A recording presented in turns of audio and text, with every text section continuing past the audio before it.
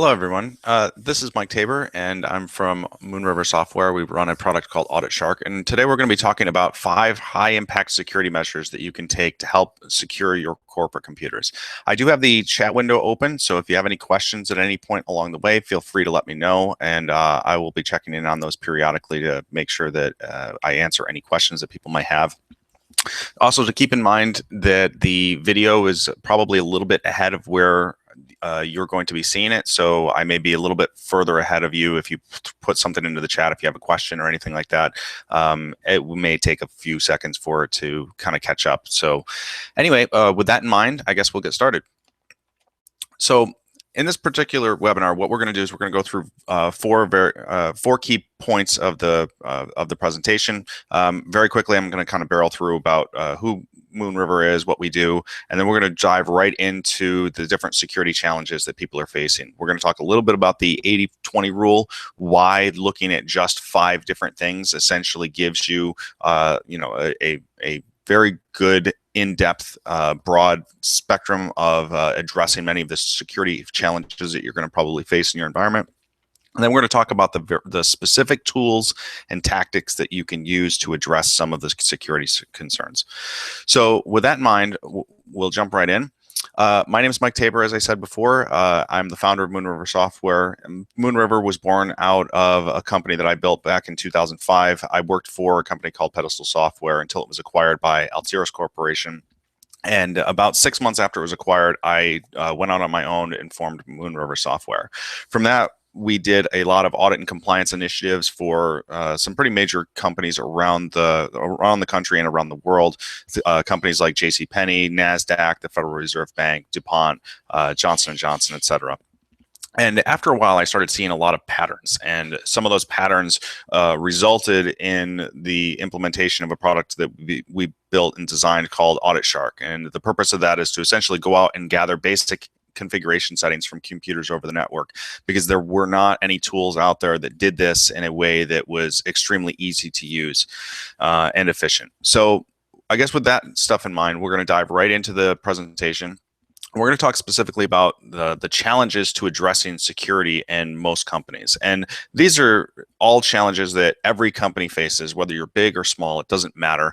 There are 3 major challenges that every organization faces. And the first one is time. It takes a lot of time to go through the effort of implementing some sort of a security initiative in your environment. And there's only so many hours in the day. So unless you are lucky enough to work in an organization where your sole responsibility is security, you're going to have problems balancing security versus managing the systems in your environment. So, of course, the natural question is, how do we address as many issues as possible in the time that we have? Part of that goes into some of the other that goes into the other challenges that we're facing on a regular basis, one of which is knowledge. If you are not involved in security heavily, then how do you know where the best place to focus your efforts is? How do you get the most bang for your buck in terms of the amount of time and effort that you're spending on security versus managing the environment and keeping it up and running? Obviously, there's a lot of different factors that come into play, and the biggest one is probably time, but obviously money comes into it as well, because you have to budget for different initiatives, both in terms of the resources and the software that you're throwing at some of those problems. And then the third challenge that people face is efficiency. Is, what is the best way to allocate your time to some of these different security tasks? And the reality of the situation is that most of the time when you're looking at security is a very process-driven initiative. When you are trying to address security concerns in your environment, the goal is to implement a system in place such that you can maintain the security of your environment. It's not necessarily about the tools. The tools can help you, but you have to implement a system of some kind in order to go through a process, and that process is what is going to keep you secure. It is not the tools themselves. You have to be using those tools correctly. So let's talk about the 80-20 rule. The fact is that what you do in terms of security is a heck of a lot more important than how much of it you do. So, for example, you can review configuration settings all day long on every machine in the environment, but if you're not fixing the right ones, it doesn't matter how much you're doing of that. The other thing you have to keep in mind is that most security benefits are going to come from a very small subset of the security tasks that you do. So, and we'll talk about some of those specific measures in this particular presentation, but the main point of this is that there's a small subset of things that you can do that are going to heavily impact the amount that your environment is secure. Basically, that's called your security posture and how well your environment is protected against both internal and external threats. Some of the things that you're going to be looking at today, some of them are for internal threats. Some of them are for external. So external threats are people outside of the organization. Internal threats are people inside of the organization. And you might think that, oh, well, I trust my employees. And that is true to a certain extent, but you can only trust them so far. You can't trust them to always know everything. And I can't count the number of times I've seen people click on a link that they shouldn't have. And that's one of the security threats you face. The people in your organization are not necessarily always educated about every little subtle nuance of every security threat that you're going to face. Now, some of these tasks, some of these different security measures are one-time tasks. You'll do them once and you'll probably never touch them again until you set up a new machine. Other ones are recurring tasks. You have to do that on a daily, weekly, monthly basis. It kind of depends on what it is, but you want to go back and not only implement that process, but review it to make sure that everything is still the way that it used to be. When you are implementing a security process, it's not good enough to just do it once and then never touch it again. You really have to go through the process of making sure that once you've done something, that stays in effect. It's almost, it's in some ways, it's similar to, the fox guarding the hen house, which is essentially a case where you go out, you do something, and then you walk away, you never come back to it and verify that stuff is still in effect. There are always changes that are being made to environments. There's always new software that's going in there. And I'll give you a concrete example of where Microsoft patches. What they have done historically is they will undo permissions on file systems and they will not put them back. So if you have your file system set up in a certain way to help protect it against people who for example, should not have access to certain directories, there are cases where Microsoft will undo those permissions so that the patch will install, and then they will not go back and put them back the way that they were. And it's because these patches are designed to be able to run and install no matter what. And unfortunately, they don't necessarily clean up after themselves. Same with most software applications. Especially when it comes to installers are notoriously terrible when it comes to putting things back the way that they were after they've tried to go through the installation process. So again, these 5 high impact security measures are meant to take care of the vast majority of your problems, but they will certainly not address all of them. And again, you need to keep in mind that much of this is about process. It's not software. Those software tools will help during the process, but the software in and of itself will not help make your business secure. So with that, let's get started. Let's talk about the 5 security measures. And let me just quickly check to make sure that there's chat. Okay.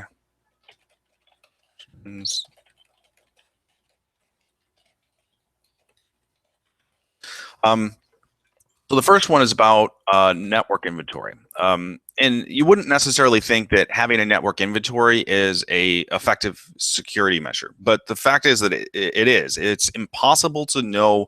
It's impossible to protect things in your environment if you don't know what you have.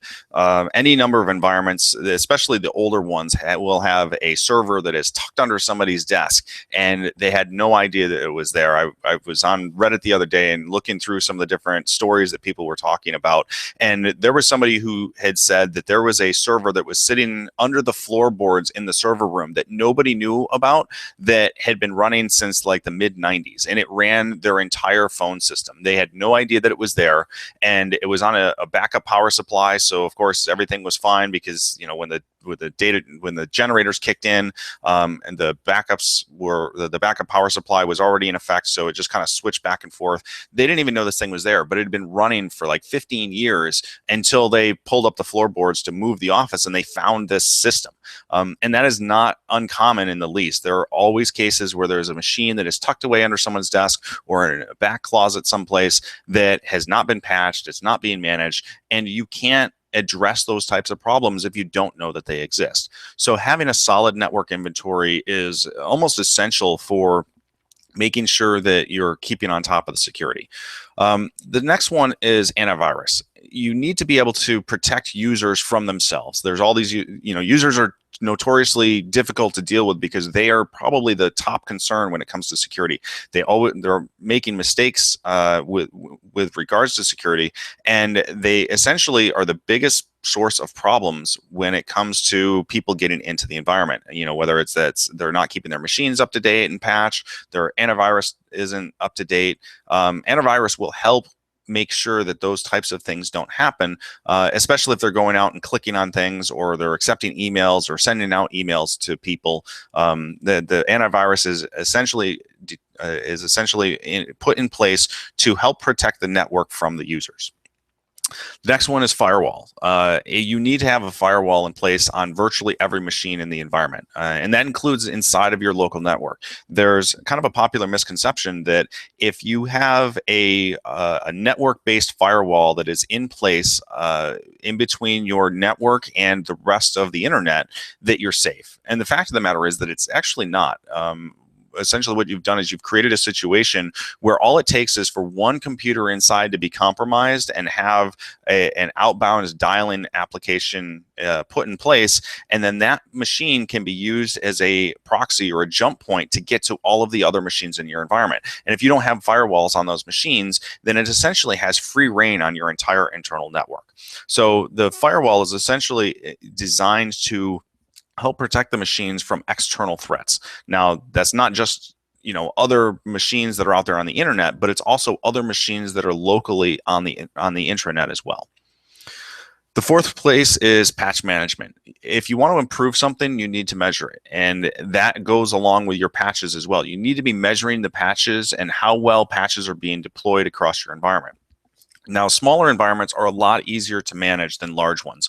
But some of the problems that most people run into with patches is that patches are not being distributed across every machine in the environment. There are some people who will go out and they say, oh, well, I'm having a problem downloading this file, so let me just disable the Windows patches for just for a little while. And they disable the patches, and then they get their download. It gets down a little bit quicker, but not really that much quicker to justify turning off patches. And then they forget to turn that back on. Now, what that does is it puts them in a situation where 3 months, 6 months down the road, they're not getting Windows patches, and they could be not getting other application patches as well. And over time, becomes a deviation between their the baseline that they should be at versus what they currently are at. And over time, they become less and less secure because they are thereby vulnerable to more and more exploits that these patches would have fixed.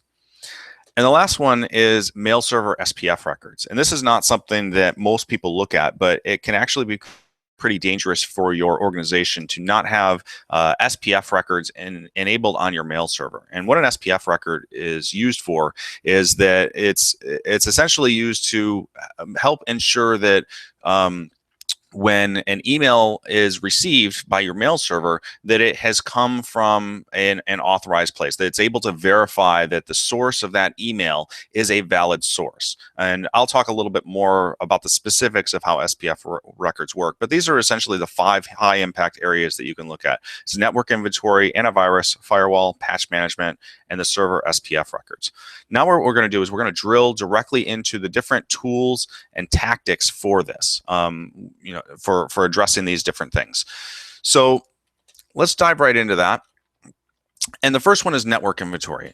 There's a basic set of information that you're going to want to get from all the devices on your environment. The first one is your device name. The second one is the operating system, whether that's Windows or OS X, or whether it's a print server or something along those lines. You want to know what what operating system, what software is running that device. You also want to know any service packs that are installed, or hot fixes, things like that. If you can get as much of that information as possible, it will help you determine how well managed and patched your network is, and be able to go back and fix it.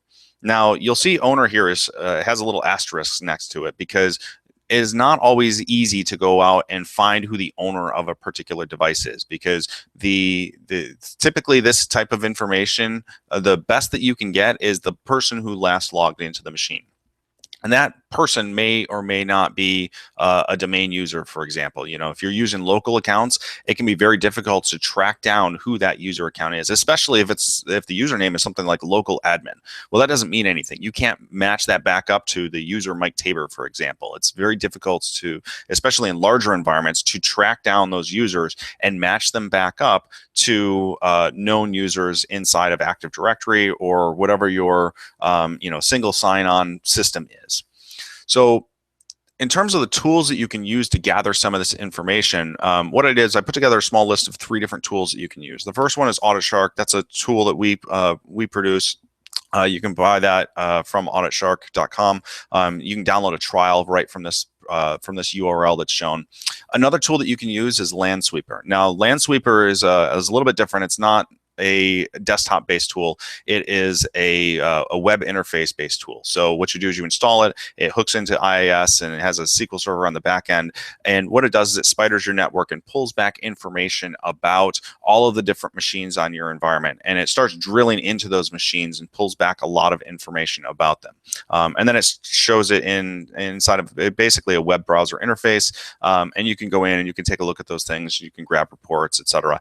The primary difference between LandSweeper and Newt Professional is really just the mode of operation that they work in.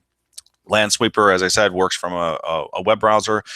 Newt Professional is a desktop application that you install on your either desktop or server, and you can use it to go out and on an ad hoc basis, you run out and you pull all the same types of information. Probably the primary difference between LandSweeper and Newt versus something like AuditShark is that AuditShark is actually configurable. So with AuditShark, you can pull back all of the same type of information. Some of it you'd have to add into a custom policy or decide on what it is that you want to see, but at the same time, it gives you the capability to do, essentially create your own custom inventory if you want to pull anything from that target machine. So let's move on from network inventory. Once we've got network inventory nailed down, next thing you need to do is look at antivirus. And I think that a lot of people spend way too much time kind of debating the differences between the different antivirus solutions. So for example, is Kaspersky better than Norton? Is McAfee better than Kaspersky? And the reality is that there's essentially a big 3 set of antivirus vendors, being Symantec, Kaspersky, and McAfee, that if you choose any one of the 3, you're probably fine. One of the big advantages of using these types of vendors versus all of the various minor vendors is that you tend to get a centralized management console of some kind. So depending on which version of the antivirus software you buy, you do have to do a little bit of homework there. But generally speaking, you want to have something that you can centrally manage, and you can pull reports and say, yes, all of my machines are up to date with the latest version of the antivirus definitions, and I know that they're protected. Now, going back to the differences between the 3, as I said, it really doesn't matter. Pick your favorite vendor and kind of get on with it. The reality of the situation is that when you're looking at antivirus vendors, it doesn't necessarily matter which one you choose. There are always going to be situations where, for example, Symantec misses something and Kaspersky catches it, or vice versa. There are some people who like working with certain companies and don't like working with other companies. Again, it doesn't really matter. Pick a major vendor, go with them, and go from there. Now, under the list of minor vendors, I put Microsoft under there because Microsoft has a utility called Windows Defender, and this is not really an antivirus tool. The reason I put that under a minor vendor category is that when you start looking at the big three vendors, what they also offer is, in addition to antivirus, they also offer the capability to defend against worms in the environment. So worms are slightly different than antivirus because antivirus is designed to help protect the user from their own interactions with the computer and with the network. Worms do not rely on the user to be there. So, for example, a virus can be kicked off when a user clicks on a bad link that's let's say that it's embedded in an email. With a worm can propagate through the environment with zero user interaction. And there are a lot of worms out there that these antivirus vendors will protect against, but something like Microsoft's Windows Defender will not do that. It is simply not capable of defending against those types of attacks. So you really have to be careful about which antivirus vendor you choose and make sure that it is protecting not only against failed users, where they're doing things they shouldn't be or clicking on things they shouldn't, or even if they're just receiving email that they didn't ask for it just happened to show up in their mailbox. You want those antivirus vendors to be able to take care of those things. Again, Microsoft does not. All of these other technologies, they do to some extent overlap with that, but just be cautious about relying solely on Windows Defender as something that is going to protect you. So moving on to firewalls, there's a big difference between built-in firewalls and third-party firewalls. So it's just some of the quick advantages and disadvantages of each. Built-in firewalls, they tend to be free. It's installed by default with the operating system. The downside of those is that they tend to be managed individually. And in addition to that, they have a single purpose. Their sole purpose is to act as a firewall. If you use a third-party firewall, and most of the antivirus vendors come with a third-party firewall of their own. It does cost more, but if you're going to be buying antivirus software anyway, it's not it's not as if you have to pay extra for a firewall to come with it. It generally comes with that antivirus software. You do have to install it, but again, you'd have to install antivirus software anyway.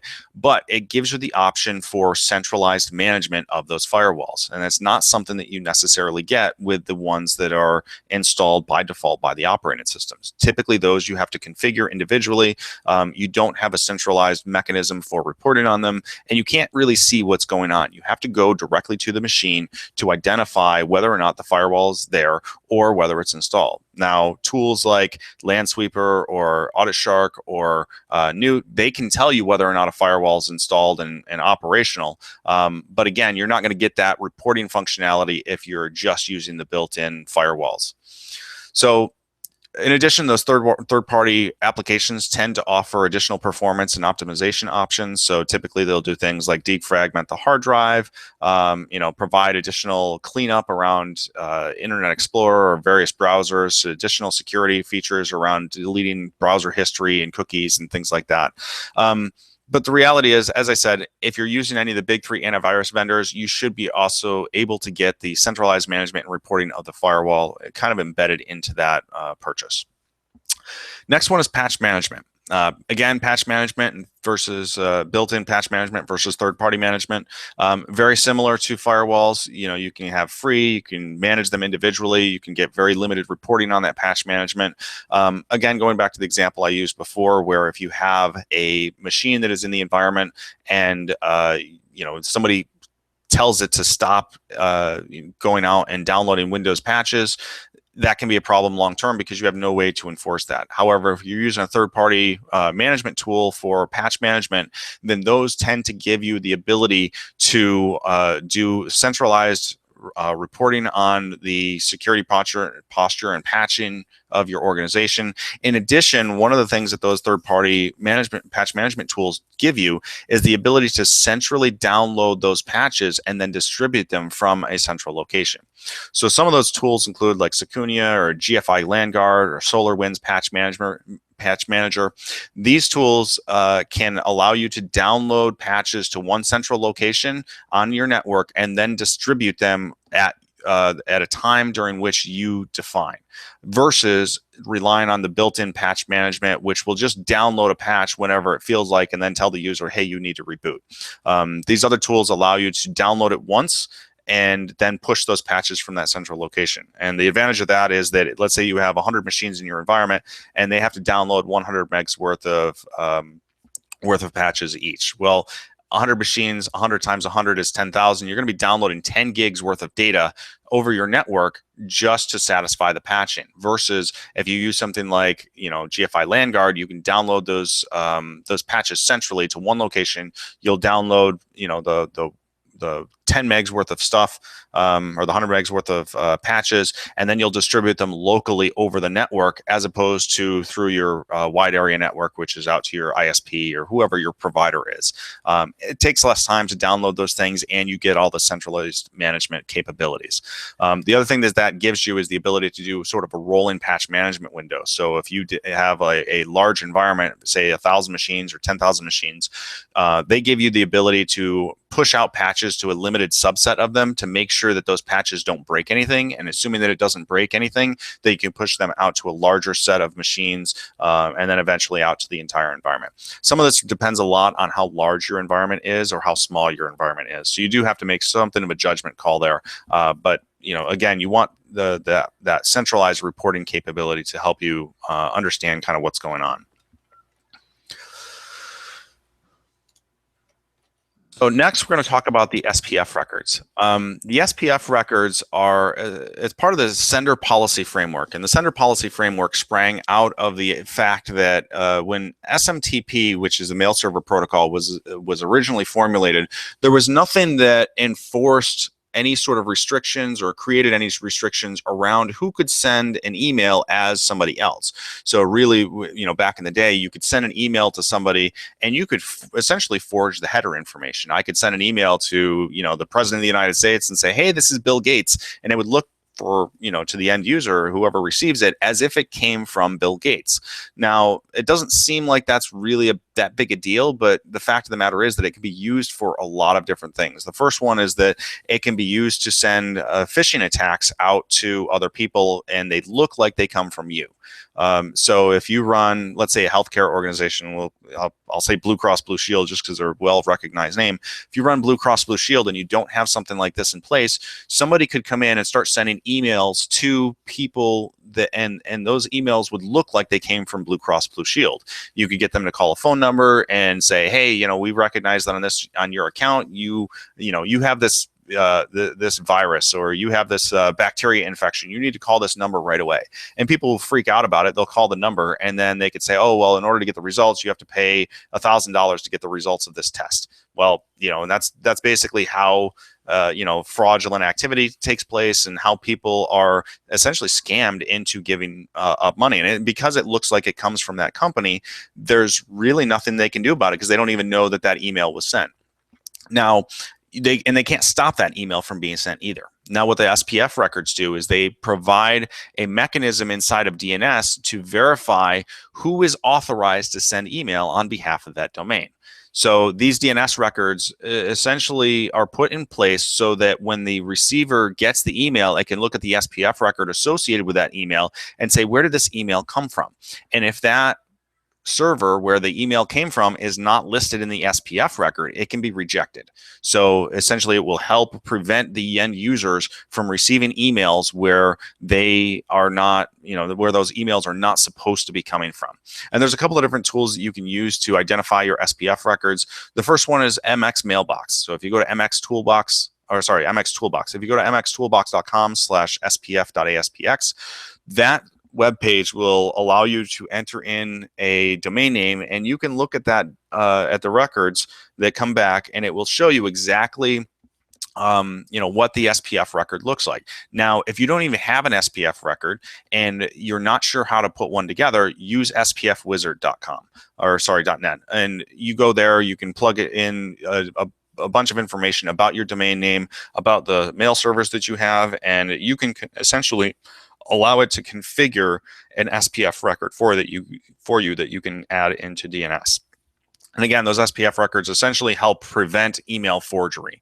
The flip side of that is that it protects you internally from having people send emails that are essentially not authorized by the organization. So if you have these SPF records in place, you can prevent developers or people in the IT department from configuring software that is using unauthorized mail servers, for example. Those are the types of things that you don't necessarily want happening, and it can be used for fraudulent activity. But at the same time, if you're locking these things down, it can help you make sure that the company resources are not being used for things that they shouldn't be. And if they are, then you at least have the capability to go into your mail server and make sure that it's your software that is sending out these emails, and you can put a stop to any untoward activity that may be taking place. So to take a look at an example of what an SPF record looks like, we're going to take a look here. And what I did was I pulled up one for AuditShark.com, and the V, you'll see here that the entire DNS record is V equals SPF1 space A space MX, and then there's a couple of includes, and then you see dash all. And if you use that tool that if you use the mxtoolbox.com, it will show you essentially exactly this information. So let's walk through it. V is for version, and there's only one SPF version, so you'll just see V equals SPF1.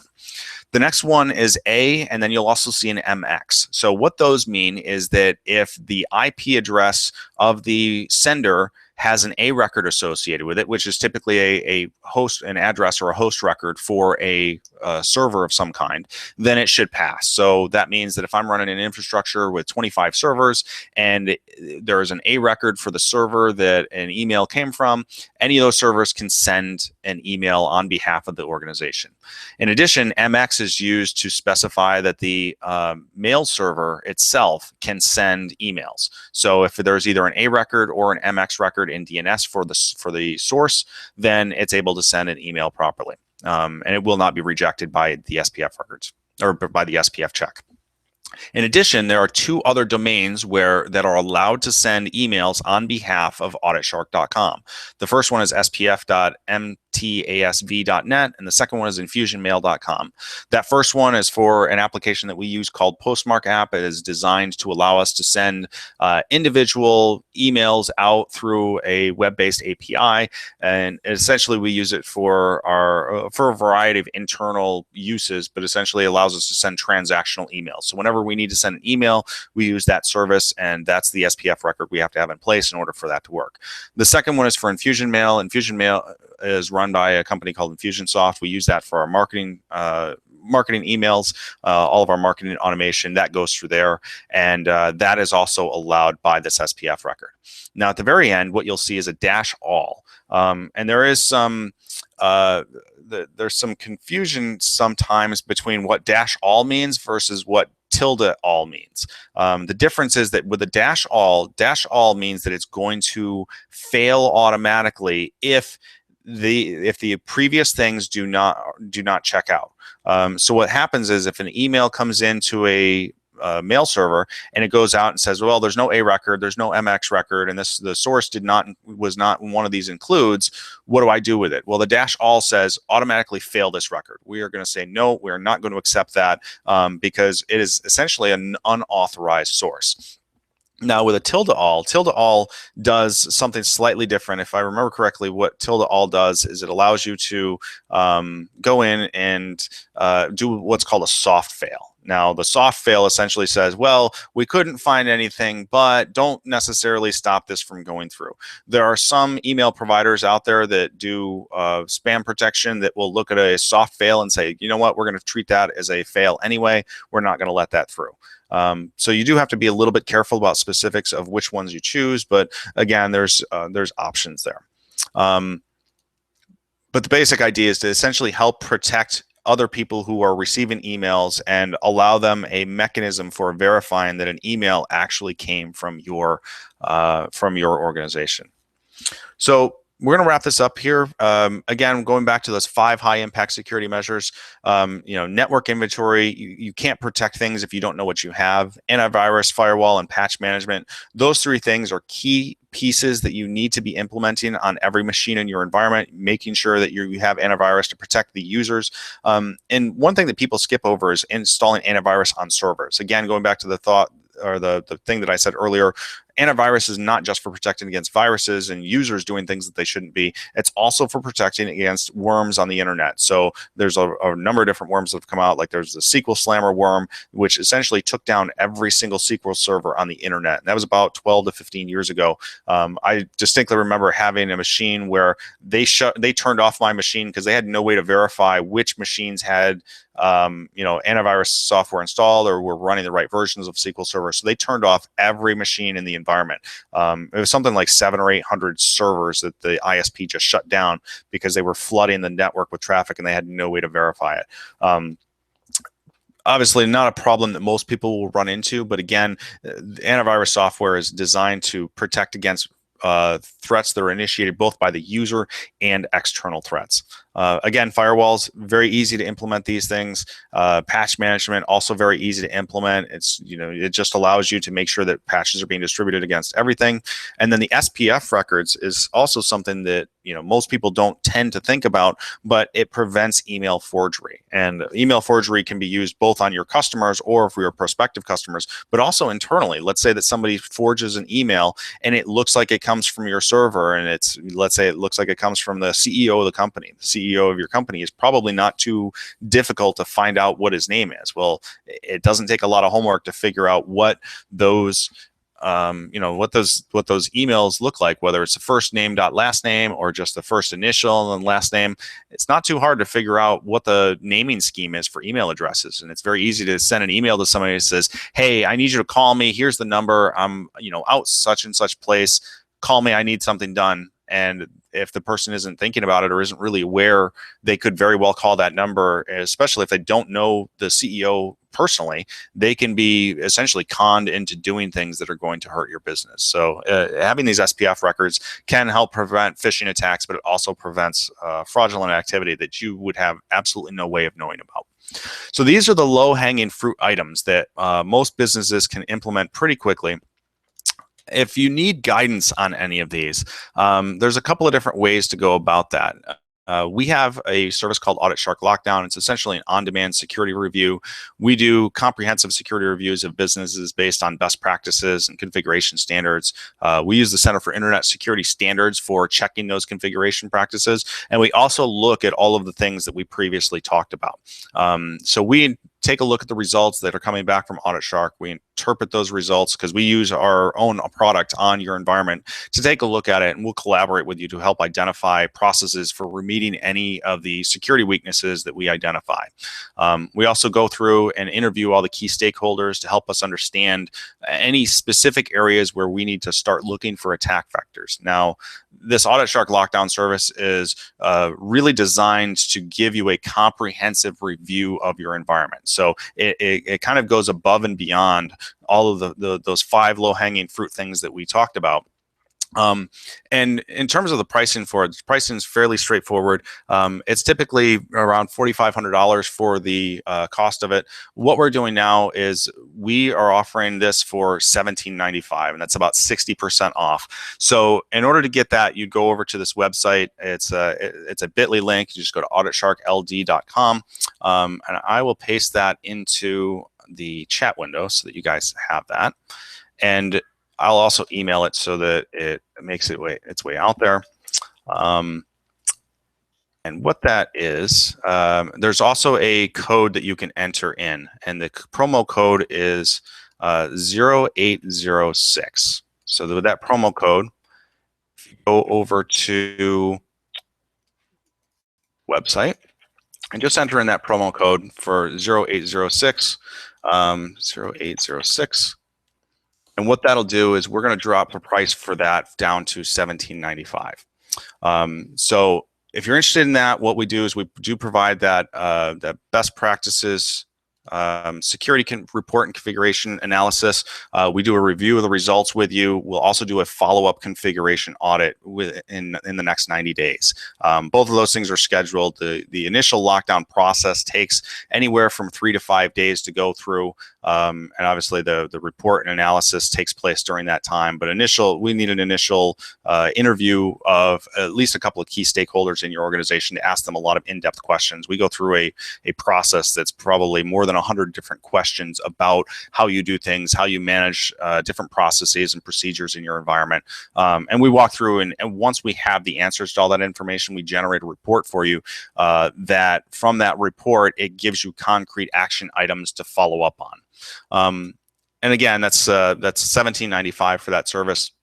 If you're interested in using the AuditShark software itself for your environment, if you intend to do that yourself, you can do that as well. It does include the product itself. It's an annual license, includes the device inventory plus best practices and security configuration policies for Windows 7, Windows 2008, 2012, Red Hat Enterprise Linux, and Ubuntu.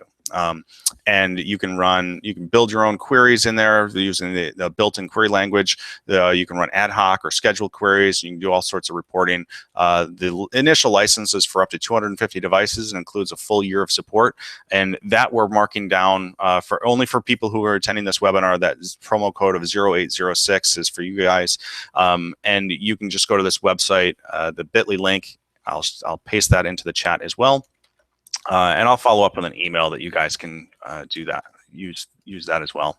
So again, that promo code is it's the same promo code as before. And if you go to this bit.ly link, you'll see that it's $600. And if you put in 0806 for today's date, that'll be marked down by 20%. So again, those are different things. Those are different options that you have. If you're interested in either of those, feel free to go ahead and go over to the ordering page. You can place your order, and then we can discuss the specifics of it afterwards. If you're still not sure about what you should do next, or if you have questions about that, go ahead and just go over to this link here. You can go to bit.ly.com/AuditShark consultation. I'll put that into the chat window as well. And essentially what we'll do is we'll just set up a 15-minute call to just talk about it. If you have questions about where to start, what to do, what makes sense for your business, whether it's security or systems management or the processes of doing imaging, we have pretty wide experience on doing all of those things in both, extremely large environments and in small environments. So if you're interested in just talking about it, just to kind of act as a sounding board to bounce ideas, just give us a call and chat. We had somebody call us yesterday asking us if we implemented SOX policies for data centers. So that's something that we're going to be following up with them about. But again, it depends on exactly what you're interested in and what sorts of problems you're facing in the environment. So again, if you have any questions, feel free to go to that website and just schedule a quick consultation with me, and we'll talk about it in a little bit more detail and figure out what the next steps are. So if you have any questions, feel free to ask. My contact information, as I said, was on the previous page, but you can always reach me at mtabor@auditshark.com. Or as I said, you can just feel free to reach out via phone, 844-666-6748, extension 700. And I'm going to check the chat real quick to see if there are any other questions. I'll give that a minute or two, so just in case anyone has any.